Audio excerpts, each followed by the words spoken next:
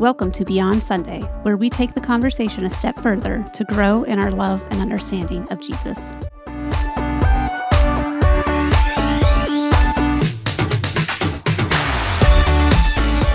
Welcome to Beyond Sunday. I'm Steve. Across from me is Sarah.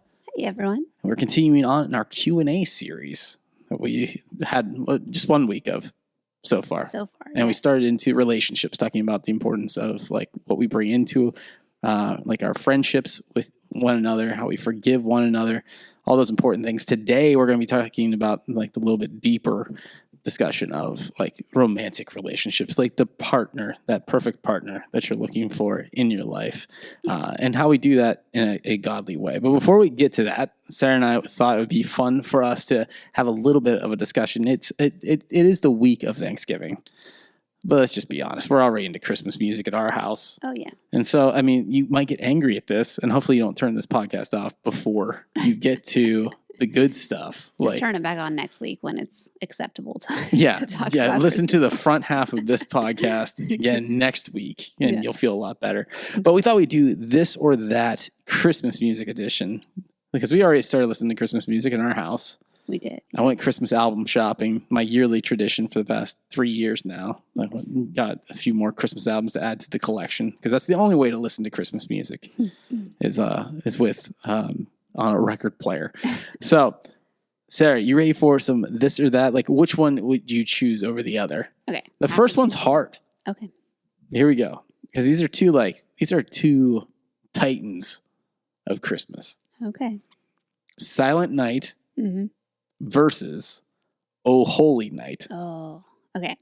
So Silent Night has a lot of like nostalgia attached to it because on Christmas Eve we would do like the candlelight service, and you end with Silent Night, and it's just I don't know, all the feels. You know what I mean? Mm-hmm. Like everybody's just singing like a cappella, like even the piano cuts out on that last verse. It's just voices, just candles, just amazing. Yes, I agree. So I do love Silent Night. However, Oh Holy Night might be my favorite Christmas song ever. So really? I feel like I have to go with that one. Okay. Yes. It's just, if I'm going to choose one to listen to on repeat, I love Oh Holy Night. Okay. It has to be sung well. But that's probably my favorite. The reasoning that you brought to that, I felt like actually swayed me. Because before you said everything that you said, I was like, Silent Night is by far the superior song. You think? For the reason that it's like, if you're doing like a candlelight service or something like that, that's the song you're singing while holding the candles and everything. But Oh Holy Night is the better song. It is. Yeah. And they're both great. It's just a more powerful, I don't know. I just love it. Those are two songs that are hard to like pick over. And what a set to start with there. All right. Here, let's go to stuff that doesn't matter. Okay. I feel like Silent Night and No Holy Night are like Christ-centered songs. Yes. Here's the stupid songs of Christmas. Jingle Bell Rock versus Rockin' Around the Christmas Tree. Oh. I didn't even know those are two different songs. I know. And I almost I can hear them both in my head right now. Yeah, they flow right into each other. What is the difference? Yeah. Jingle bell, jingle bell, rocking around the Christmas tree. I know. I feel like. Yeah, they're not. I honestly, I could leave both those on the floor and be okay. Yeah, I don't know. Maybe rocking around the Christmas tree. I feel like I can. It reminds me of like Home Alone. Yeah. Do you know what I mean? Like I would go with rocking around the Christmas tree. I'm getting those vibes. Between those two. All right. Okay, so like they went from like crappy ones. Those are two songs that I could do or do without forever. Yes. To White Christmas. Okay. Versus Have Yourself a Merry Little Christmas. Oh. Yes. Again, both are kind of like nostalgic songs. Classics. Yes, classics. I think I'm going with they're also both super slow. So if you're not in the mood for that, I turn them both off. Like if you're looking for upbeat, that is not. Okay. Yes. But I think I'm going to go with what was the second one? Have Yourself a Merry Little. Yes. That was my choice too. Yeah. Yeah. Yep. I don't even know why. It's prettier. It is. Yeah. Yeah. It's prettier. Okay. Next one. We'll do two more. Okay. Here we go. the Christmas song, which is the chestnuts roasting. Oh, okay. Okay. Versus It's the Most Wonderful Time of the Year. Andy Williams' It's the Most Wonderful Time of the Year is probably my favorite Christmas song anymore.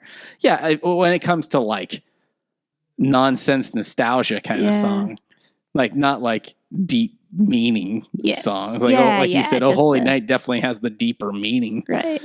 But if there's a song that gets me like into the Christmas mood, like on the radio, it's going to be Andy Williams singing It's the Most Wonderful Time of the Year. Yes.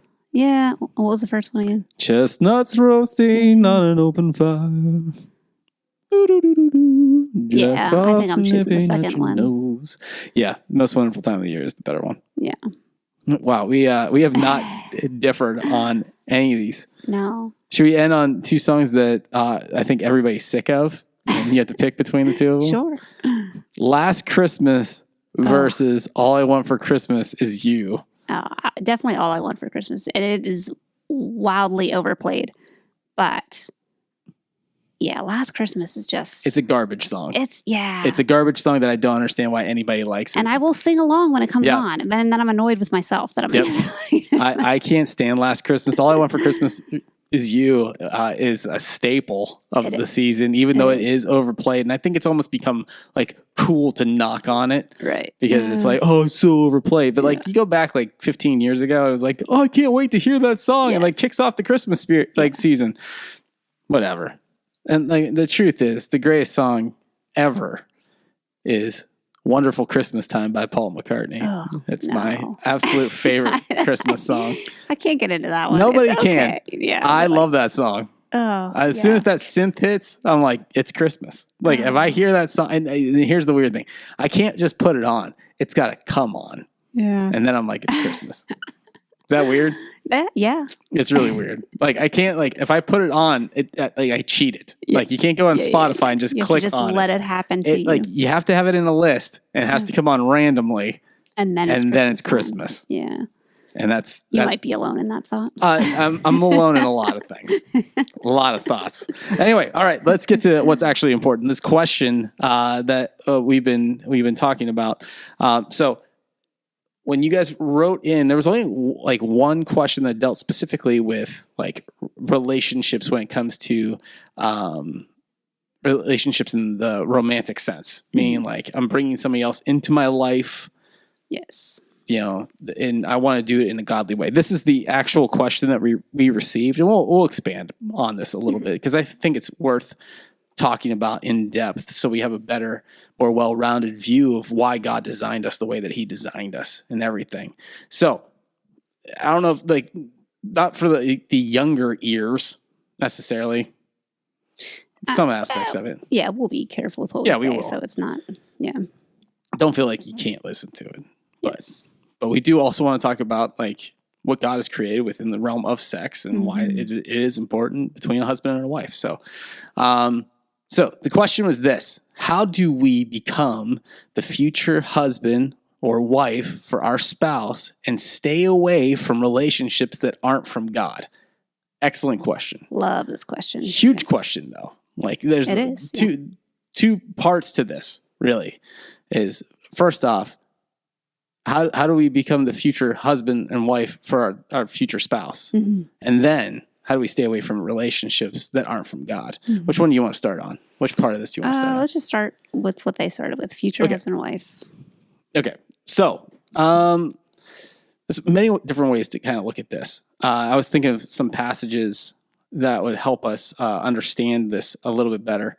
Here, give me one second. Well, and I just want to acknowledge, like, to even be thinking in this manner as a teen shows some wisdom too. I think a lot of times we're not necessarily thinking out our whole life when we're a teen, but to be forward thinking like this and to know that like decisions you make now do matter to your future, I think is huge. And so I love that this question was even asked, and that somebody's having that mindset of like, I want to make good long-term decisions. So what does that mean for me now? Yes. So I think that's super wise for a teen to ask something like this. Yeah. So I think the first part of this is, and it always is if you want to become ready for that future spouse, it starts with your relationship with God, because our relationships with other people come from the outflow of our relationship with God. Mm-hmm. That's why we like talk about God being the center of our lives. Why? Because we want what he is giving us to be pouring out into everything that we do. So if you're really trying to ready yourself for somebody else, you've got to make sure that your relationship with God is the first and foremost, because it's the more important relationship, which is kind of a, you might think like, well, this person's like right here, right in front of me right now. Like, I have to give them my all and everything. Well, yes. Like in terms of marriage, yeah, you are devoting yourself to that person for life. You're going to be giving yourself sacrificially, biblically speaking, but it starts with God. And I think it comes back to this. We're doing this whole Proverbs series right now. Mm-hmm. And I thought Proverbs 3, 5, and 6 kind of helps us like look at this a little bit better way. It says, trust in the Lord with all your heart and lean not on your own understandings, and he will make your paths straight, or straight your paths, however you want to say it. So first and foremost is like, am I trusting God with all of this? Am I trusting God to lead me to that person? Mm-hmm. As I pray about like this person that he's going to bring into my life, like, am I trusting him with my all and everything? Because that's where like ultimately our trust for other people is going to come from. And obviously we cannot trust humans like we could trust God. God's never going to fail us. Humans will fail us. But when we understand how God like cares for us and loves us, and does for us, like we could do that for that person. So all the prep work for a romantic relationship, we'll call it that, because I think we're talking about like there's the 3 different types of love that you can find like in the Bible when you go back to the Greek, mm-hmm. where it's this like agape, which is like divine love. Mm-hmm. It's love beyond all comprehension. It's mm-hmm. unconditional in the truest and purest mm-hmm. sense.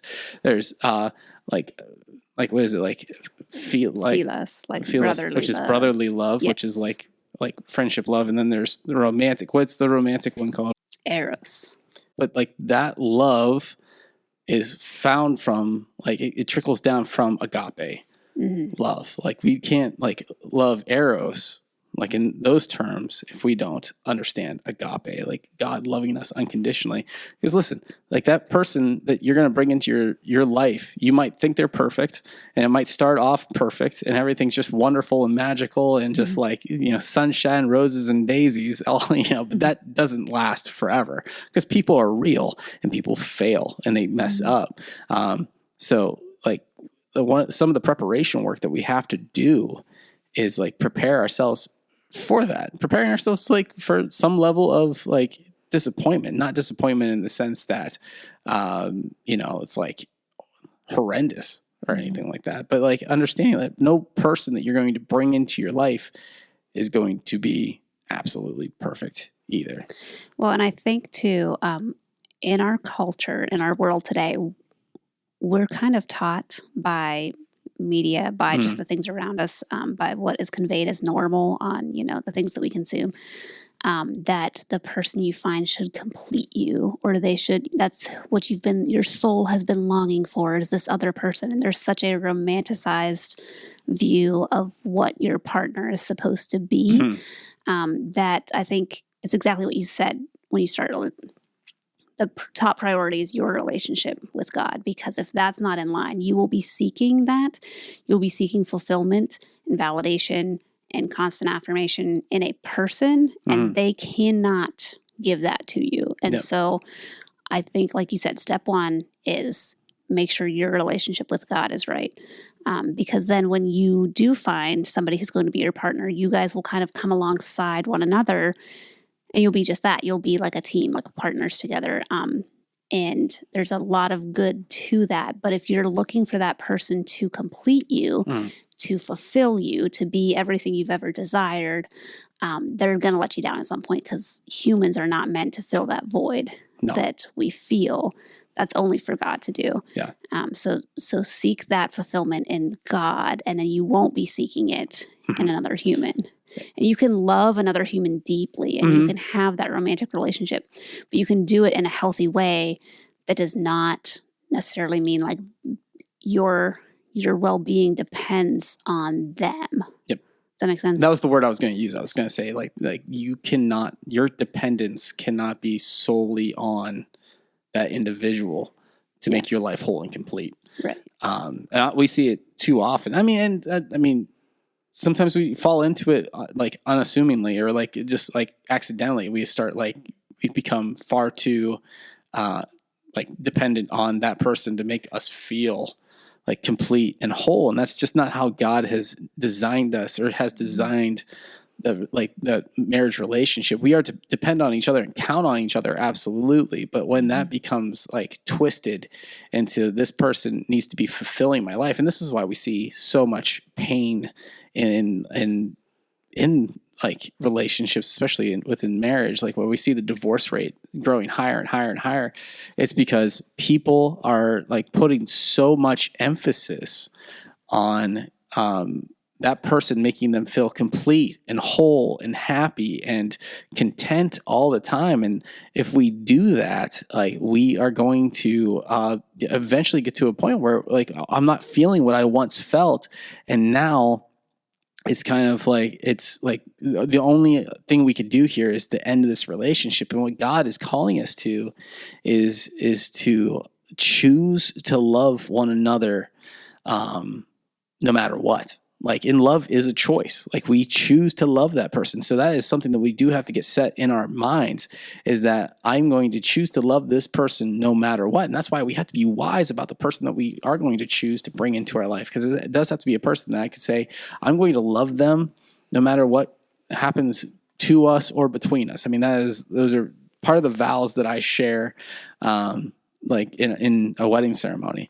I'm going to choose to love this person no matter what happens to us or between us. This is my choice, because those like butterfly, like just like what do we want to call it? Like those feelings that we get are just like overwhelming and exciting. Infatuation was the word I was looking for. Thank you. Yeah, like we become so infatuated with an individual because it's like it's just so special and unique and exciting because it's just all beginning. As that fades away, what we're left with is the choice to now love this person, accept this person in our lives, no matter what. And so that can be the hang up for some people, is like, or that's what ends up becoming that's what leads to the destruction of a lot of marriages, is like, well, this person isn't doing what they used to do. Well, people change over time too. So these are all things that you need to be preparing for. And maybe you're like, man, you were talking way too far down the line. Like, I just want to know what to do right now for these relationships. And that's why I would even challenge you too, is like, take dating seriously. Like I hate the casual nature of dating that we see in our culture today. It's like, oh, we'll just test out. We'll see what happens. Or like, but I want to experience all the things. And it takes us away from God's design and can lead us to a lot of regret. I will probably touch on this a little bit more in a little bit. Yeah. Okay. So should we look at the second half of that question now? Yeah, I was going to say that actually kind of leads into the second half of the question. Basically, what should I be doing now to kind of... What should I avoid when it comes to my relationships? First and foremost is if you are determined that God's going to be the center of your life, do not bring somebody into your life that is not on the same page as you. Like, biblically speaking, this is where you probably only hear in Christian circles, is like the unequally yoked aspect of relationships. But it's so true. If you are trying to take your faith seriously, you don't want to bring somebody else into it that's like, I don't know what I really believe. I don't know what I really think about this. And you don't want them to just like go along for the ride because it's like what you enjoy. Like, build relationships with people first, like friendship relationships with people first, before you like enter into like this dating mode. It's like, you got to get away from that. Like, build the friendship first and see if there's enough commonality before we start going beyond that. Because because all you're doing is cheating yourself. I mean, and we see it all too often. And it's a sad thing when one spouse is devoted to their faith and the other one is not. It leads to division within the relationship, and it's painful. Like, and that's not what God wants for us. He wants the husband to be leading the wife, like in faith, not, and we have to be clear on that. Like husband and wife are equal partners in a marriage, but a husband is called to a very high calling that he is going to love sacrificially unto his wife as Christ loved the church, and lead his wife as Christ led the church. Like that's not like I am above you. It is I am going to pour into your life. I'm going to speak into your life. And this is what, like, on the inverse, like this is what causes the wife to like be devoted to her husband, love her husband, care for her husband, is because he's pouring everything he can into her, and she is like giving him all the love back. And this is like what God has designed for a healthy, well-balanced marriage. Does everybody get it perfectly? No. Like nobody's perfect, but this is what God is calling us to. So you're already starting off wrong if a person is like, I don't know what I believe. Or if they like believe way differently than you. Like how many times have we been asked the question, well, like this person is Catholic, or this person is, like Mormon or whatever. Yeah. That is a big enough difference of foundational truths that can cause division within a relationship. Go ahead. Absolutely. Sorry. And so we say don't be unequally yoked, because we're pulling that straight from the Bible. But first of all, what is a yoke? Let's explain that. So yoke. Go ahead. Brackety thing you're putting on the animals. I don't know what you call it, but it's kind of like that. It looks like a big bracket you're putting on the animals as they are like pulling the plow through the field. Yeah. So can you imagine an ox, 2 oxen in a field? They have like these life preserver looking things that they put around their necks. We don't know words. Connected. What's that? We don't know words. I'm like brackety thing. Yeah, life preserver. Well, that's what it looks like. It looks like old fashioned like life preserver that they're going to throw out, into the water to save you. But yeah, it goes around. If one of those animals is weaker, it's going to pull the other one down. Yes. If they're not carried, like, the weight is not evenly distributed, then one of them is carry most of the weight, and it's going to be worn out a lot faster, and it's not going to go well for plowing fields. So what that means for us as Christians is like as life's burdens kind of land on you as a family, if you are not in the same place spiritually and one person is carrying the weight, it is going to drag that person down and exhaust them. And we are meant to be partners, like you said, in it. And not have one person bearing that burden for the whole family. You should be on the same page and heading in the same direction. Yep. And so I think the way we would say it in modern day terms is like, what are your values? Do your values line up spiritually? Do you have the same values?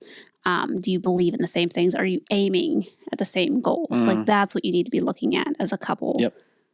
Yeah, I would, going back to the original thing is like you were talking about being unequally yoked. It's two is like, if like what I've found over time within these relationships is like people get the mentality, well, like I'm strong enough, so I'm going to pull this person up, and that's never the case. I would say that is 5% of it. Like it's like unfortunately low percentage. Like most of the time, the weaker of the two in like faith terms is going to be the one that pulls harder, because they're like they're stuck in a spot, and you're so much more infatuated with the relationship than with that you'll get pulled away from it. And so that's why we tell you, if the person that you are looking to date or you are currently dating is not on the same page as you and is not growing in their faith, and we're not saying like if a person's making an honest attempt to grow in their faith and you could see it, that's great. Yeah. Awesome. Be there for them. Help them. If a person's like just doing it because you're doing it and like, oh, I'll just like go through the motions, stop that right now. Right. Like that's not a relationship worth pursuing. Like it's going to lead to a lot of issues and compromises, right? Ultimately, and that's not what you want, especially at the age that most of you are at in your teen years. Like these things need to be taken seriously, because romantic relationships can develop very fast, and you have to be cautious about what you're going to allow into your relationship. Because the question always is going to be like, what is appropriate for let's talk about it from a God-centered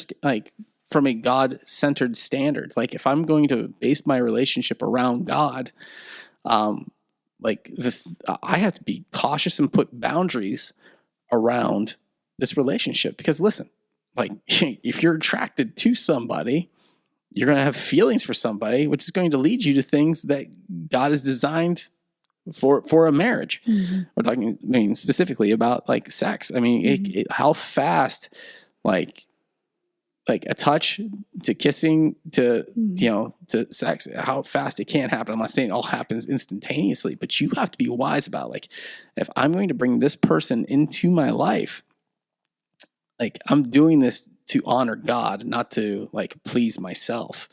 And so I have to put boundaries up and say, like, hey, we're not going to do this because I know what it could lead to. Mm-hmm. And like, we're not here to like tell you what the line is, because like, I mean, obviously there is a very specific line here. Like, we don't, like, obviously we don't condone premarital sex or anything like that.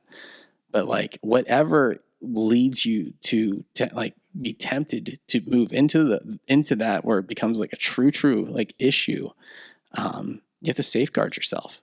So maybe that means you can't hold hands. Like, it probably means you shouldn't be alone ever with that person. Like, yeah, I mean, go ahead. Yeah, that's what I was going to say. If it's something, if things are going on that would not happen if other people were in the room with you, they probably shouldn't be happening at all. You know what I mean? Like, exactly. Outside of marriage. So yes, I think you just have to be wise. And obviously, yes, temptation is a very real thing. You know what I mean? And so you kind of have to know yourself and be on the same page as far as that too. You know what I mean? If you're not on the same page as far as where you guys are going to draw that line and what safeguards you're going to put up around a relationship, you need to be questioning that too. If somebody is expressing a strong desire to do things that you're not wanting to add into your relationship, you need to question that too, because they don't have your best interest in mind anymore. Sure. They have their own. And so that's a big red flag to step back and just kind of look at this. And like, you might have all the feelings in the world for this person, but unwise decisions will happen pretty quickly if that kind of thing is going on. So, yeah, and there's a beauty to like the sexual relationship as God had designed it, because it's supposed to be it fulfills multiple things within a marriage.